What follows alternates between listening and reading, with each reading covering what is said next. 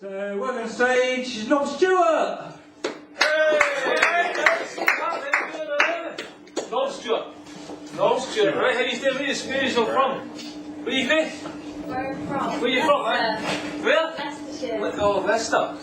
Where are you from? Essex. Where are you from? Lancashire. Fuck's sake. You're all English? Yeah. To be honest with you, I find English people a little bit irritating. Actually, that's not fair, that's not fair. I find just fucking highly irritating. Well, yes, then, mate. Highly, don't tell you how, I used to work abroad, right? I used to live in a foreign country and I got a job being a tour rep, right? And I had to do that shitty job when people come off the plane, you had to stand in the cab, Mr. and Mrs. Smith. So, this is when Gordon Brown was into power, right? Every English person that came off that plane, every one of you all said the same thing to me. I was like, alright, welcome to Spain, hope you have a nice stay and all that. They're like, you're Scottish, aren't you? Aye. Well, Gordon Brown's Scottish. Aye, and? Well, we don't like Gordon Brown. I said, well, don't hold that against me. Thatcher was English, you fucking started it. Get what I'm saying? Didn't get us wrong, I'm not a big fan of Gordon Brown myself, okay? There was a TV, when Gordon Brown was in power, there was a Scottish First Minister, his name is Jack McGonigal, I think. He was getting interviewed by Andrew O'Neill. And Andrew O'Neill asked Jack McGonigal, what do you think of Gordon Brown and his popularity? And he says, well, you know, I think Gordon Brown's more popular in Scotland than he is in England. I mean, that's obvious, isn't it? That's obvious. That's because his mother lives here.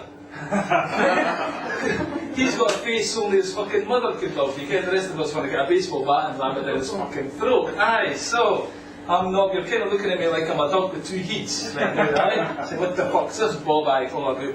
Do you understand the word I'm saying, by the way? You kind of just stunned fucking silence. You're like, fucking hell, get us the fuck out of here. What do we do in this time warp zone? Because I'm from the 1970s. I kind of live up there. Kind of up to my era, even though I was born in 71, so it wasn't technically my era.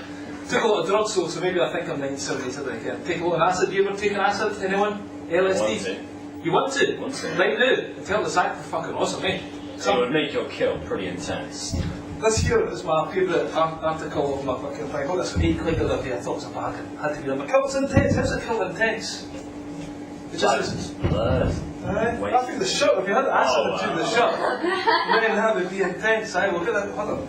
Let's do the shot because it's fucking awesome shot. And I've seen this. I got this in London. And what the beats to match the shot. It's all match it, leopard skin and all that kind of stuff. I used to take a lot of acid because I wanted to be a rock star. Right? And I used to fucking. If you're going to want to be a rock star, learn the instrument first. That's my recommendation before trying to live the lifestyle, right? Because I just thought, fucking, I bought a bass guitar, right? Because my friend was really good at guitar, I'm going to form a band, so he was taking lots of acid because he was talented and he could write music. And I was like, I'll take an acid. So I used to take an acid and try and learn the bass guitar before the fucking walls melted. Next thing you know, this bass guitar starts going up round the back of my head like that. I'm like, fucking hell, what's going on? Okay, I'm like Jimi Hendrix. I'm totally shite. I'm more like Billy Hendrix. So that was that. Fucking the guitar just wasn't a goer. Then I tried to sing as well. I've got a poem about this actually. You want to hear a poem about my rock star? Fucking shit. So go for that. Let's go for a poem. In my early 20s, I had one goal in life. To be a rock and roll star. Mainly just to get a sexy wife. And I couldn't face the rat race. The real world was not for me. Getting a job was not an option. Especially with my CV. So I tried to learn guitar. I practiced half an hour a night. But in the end I had to admit my playing was fucking shite. So I gave that up and I told my friends that I was born to sing. And that Elvis would soon be known as the X-King. But I've got a voice like a goose farting in the fog. I'd have settled for being a prince instead of a tuneless frog. So I started using heavy drugs and drinking lots of lager. Because I thought by doing that I could be the new Mick Jagger. It turns out the rock and roll lifestyle really isn't that cool. I couldn't function properly. All I could do was drool. The doctors took me away to try and cure my addiction, but unfortunately they couldn't fix my rock star fantasy affliction. For in the ward I didn't sing so much as whistle to the moon. I wasn't allowed to eat my food with anything other than a spoon. But the thing that kept me going was the thought of rock stardom. It was all that could save me from turning out a bum. So when I got released I organised a tour, and I ignored all the sceptics. who want me to stay poor. Like my friends, they were a case in point. They said I was a no-talent nutcase. So I took some singing lessons to wipe the smell off their face. £300 for 10 lessons to try and turn a frog into a prince. But no matter how hard I tried, I was still a bag of mince. The teacher was quite patient, assured her I wasn't taking the piss. But she called it off after just 2 lessons, saying £30 an hour's no worth this. But by that time it was too late, I had to do what I said. So I've done this tour of karaoke bars, with bottles flying past my head. Even semi-conscious, I still give it all I've got. You'd be surprised at how quickly booze-thin blood can clot. If only I hadn't built myself up to be something that I'm not, because I'll never be a rock star. Fucking much more talented than that lot. Someday I'll be discovered for the genius that I am. For who else can sing Heartbreak Hotel while drinking lager from a can? So I've decided to audition for that X Factor dude. He'll flip his lid when he hears me sing, providing he's not a prude. Then he'll mastermind my pop career. I'll make it big across the pond. Then my dream will have come true when I marry a big-titted blonde. Thank you very much. A light applause there. You really appreciate that one on the back there. These are kind of still in stunned silence, okay?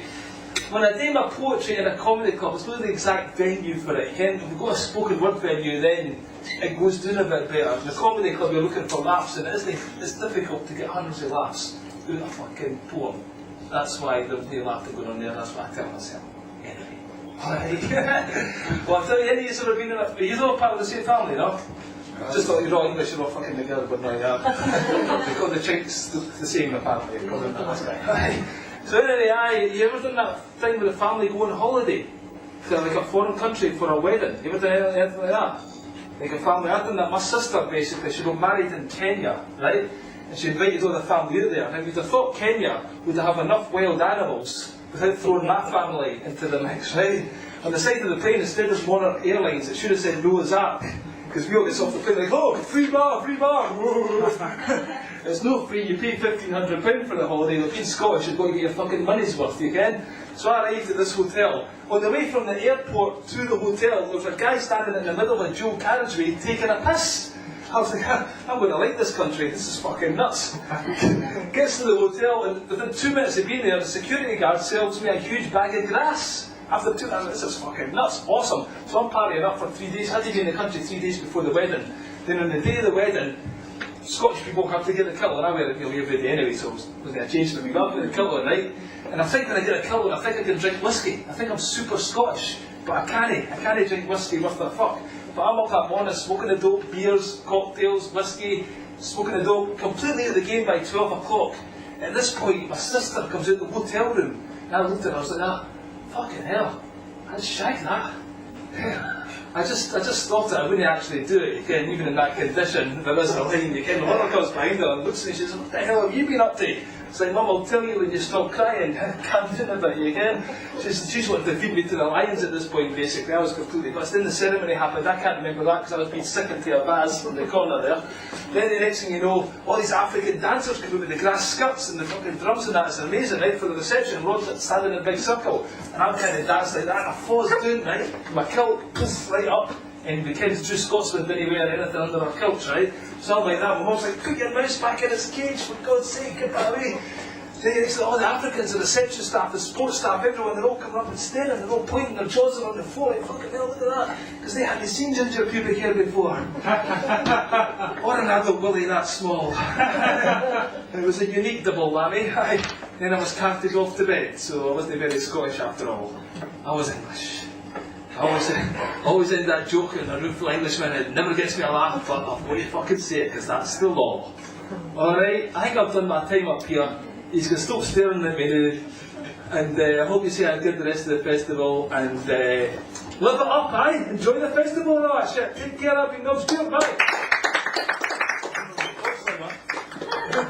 Okay, I'm Scottish, I'm not. Yeah, they're all like that. Bye.